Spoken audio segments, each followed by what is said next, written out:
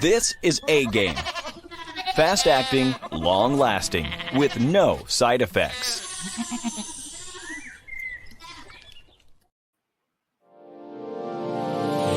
Hey all my Crimsonites, and welcome to the Crimson Cure channel, where we embrace our femininity, increase our womanly values, and celebrate our brothers. So join me on our feminine journey to learn, heal, and grow.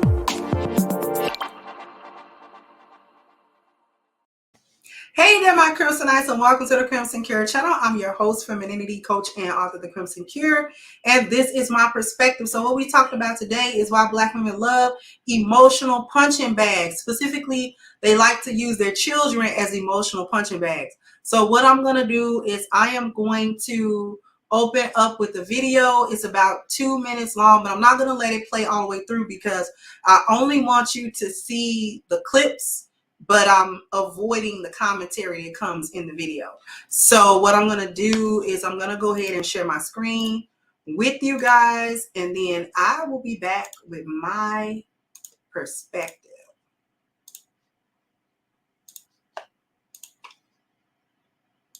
In need of help this morning.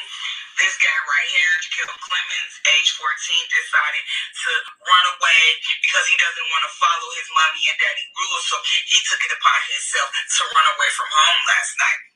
He's been gone since 7:30 last night. He was last wearing a dingy ass blue, white, yellow Tommy Hilfiger coat, some skinny ass girl jeans. That's what I call them, skin tight ass girl jeans. And 9 times out of 10, he got them dusty ass white dookies on. If you see that, please hit my inbox if you are in the Milwaukee, Wisconsin area. And if you know me and I be like, know me, when you catch him, do as you please with him and then bring him to me. I'm talking to him. Wow. And we can kind of... Okay. So we're going to skip a little bit ahead to the next clip because she made a response to some backlash that she got. There was a comment, and I'm going to fast forward to that and show that little short clip, and then we'll be back. Watch this. Now, what she's responded to is the little thing in the white box. Somebody said it's okay to discipline your child, but don't do it in a way when they grow up, they don't want nothing to do with you. It does traumatize us as we grow. And this is her response to that. Half of the shit that I do for my kids, I am not able to do, but I gotta get up and fucking do it because I am a mother. What about me being fucking traumatized? What about me? What about my motherfucking feelings? So that right there. Okay. So, little bit of language there. So my apologies for a tad bit of the language, but let's go ahead and examine this really quickly. Okay. Because the first thing that strikes you is the very casual way in which she's discussing her young son having ran away. It's about 14 years old. That's not that old, or whatever. She mentioned mommy and daddy, but somehow I don't know where the father is. Where's dad? Anyway, she's sitting back drinking what might be some coffee or whatever. And it's almost tongue in cheek. The way she's making the video, the way her facial expressions are, her intonation. He had been missing since 7:30. It seemed like it was the next day. So probably 12 hours gone. Or more, 10, 12 hours gone. 7:30 at night, 7:30 in the morning is 12 hours. And he's gone. And she's casually just, I guess, taking for granted that he's going to be back, or that there's no tragedy that has happened here. In other words, she don't seem worried. Then she goes on to roast her son. He ran away, so he's gone. And then her answer to that was to roast the clothes. So in describing him, she talks about his jeans and talks about his coat. You bought him? So you bought him clothes you didn't approve of? And whose fault is that? His fault or your fault? See, and that was supposed to be a mother's love. That was supposed to be... See, this is how Black women do their kids a lot of times. They're not known for being very nurturing or very loving to their children, boy or girl. Okay, boy or girl, it doesn't even really matter. She starts roasting them.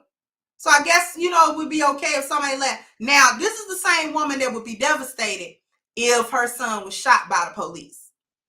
She'd be somewhere in some camera crying, snotting and crying about how he was a good boy. He ain't give you no trouble. They just took my baby. But he's gone from your house, and she's nonchalantly sitting in what appears to be her car, making a video that's half lackluster about what it's almost like she couldn't care less if he came back or not. She's just doing it because that's just what she's supposed to do. Due diligence. I guess I'm supposed to be worried about my child. So let me get on TikTok and act like I'm worried about my child. But the reality is, I don't care if that little Negro ever come back. That was the sentiment. That was the energy of that. Right? That's not loving. There was nothing loving about that. I didn't see the concern of a mother whose child had ran away from home. I didn't see that all. Either she just don't care nothing about that boy, or he do this all the time, which would indicate she don't care nothing about that boy. So this is like she used to it. But if he keep running away, then whose issue is that?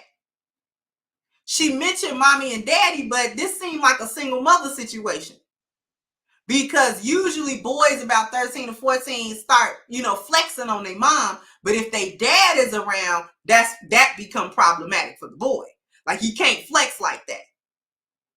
And the father is able to bring the proper discipline to the boy. Okay? She advises the neighborhood element, if they wink know her, to take care of him before they send him home. So now you want somebody to beat him up or whatever before you bring him home. And then when she gets the backlash, she makes a scorned, bitter, profanity-laced video about her trauma. Here's the deal. Black women always think it's their child's job. It's their child's job to take on whatever trauma, whatever generational curses, whatever negative feelings, all your insecurities, and all of these sorts of things. And this is why I named it the emotional punching bag, because y'all be thinking that y'all children is supposed to be emotional punching bags for y'all. That you're supposed to pour into us all of your hate, all of your bitterness, all of your negativity, all of your unfulfilled dreams, all of your, aspirations that are dead in the water, all the mistakes you made, all of the hurt and heartache and pain that you ever felt, that anybody ever gave to you. And then you give that to us, and we're supposed to be functional, happy, well-adjusted human beings after that love and cherish you? No, that is not how that works at all. We are not supposed to be able to take all of that, varying forms and degrees of abuse, whether that's physical, whether it's mental, emotional, verbal, whatever the case may be, whatever you feel like doing that day, whatever you feel like saying to your kids that day, however you feel like taking your anger and frustrations out on your children that day, they just supposed to take it, and then in the next breath or whatever, they supposed to cherish you as their mom and love you as they dear, devoted, beloved mother. Like, that's not how that works. Then you'll want to sit somewhere and tell them kids that you love them, like they supposed to forget all the stuff that you did or that you're actively currently doing.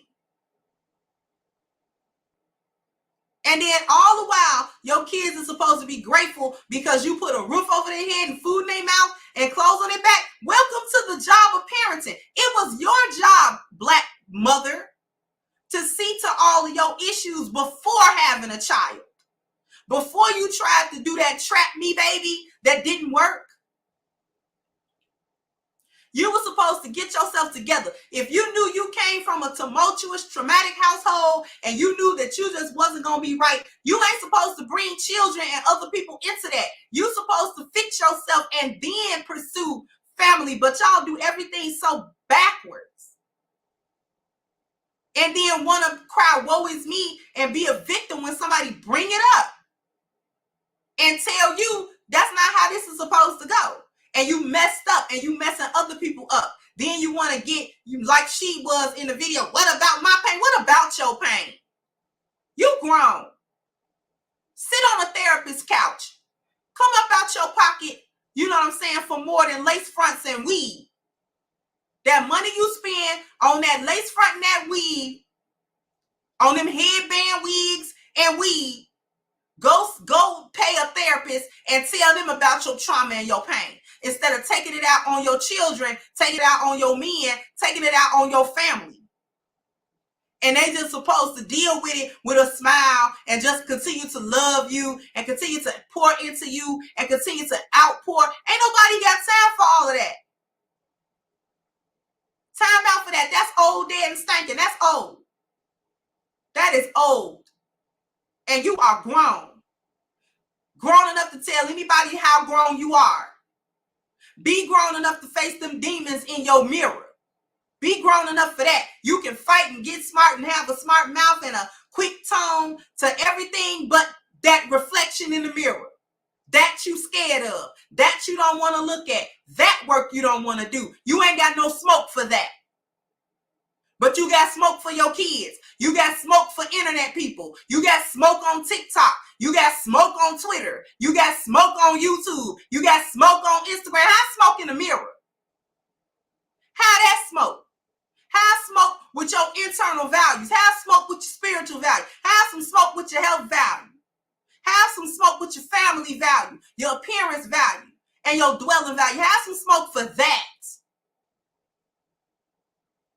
Instead of getting triggered all the time when somebody point out what you're doing wrong. And you know you're wrong, and that because that's why you triggered.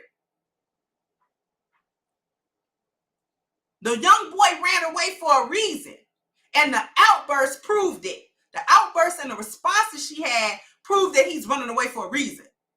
And not whatever little bootleg reason that's the symptom. I'm talking about the root cause and the issues going on in that house. Whatever's going on. He's possibly trying to just get away from it or escape it in the best way he know how. And because he's young, he don't know how to fend for himself, or he probably do come back if this is something that he repeatedly does. But whatever the case may be, her approach is bad parenting at the very least. Because even if he was doing rebellious teenager stuff and it wasn't no trauma, this is bad parenting.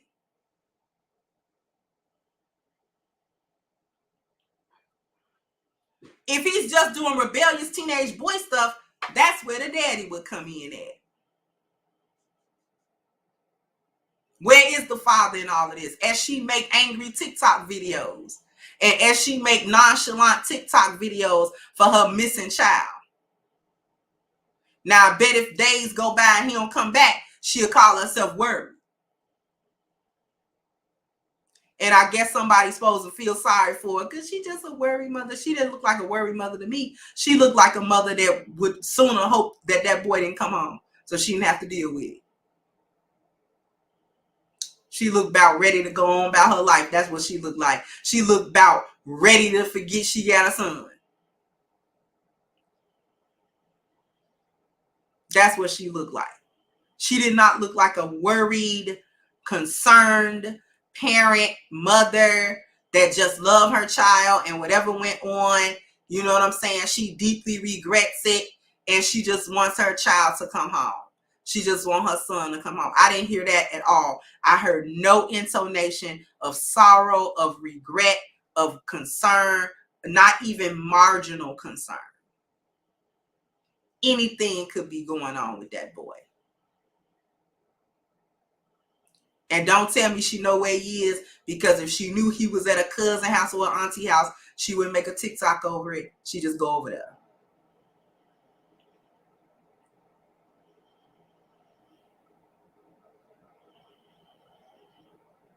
Love the emotional punching bag.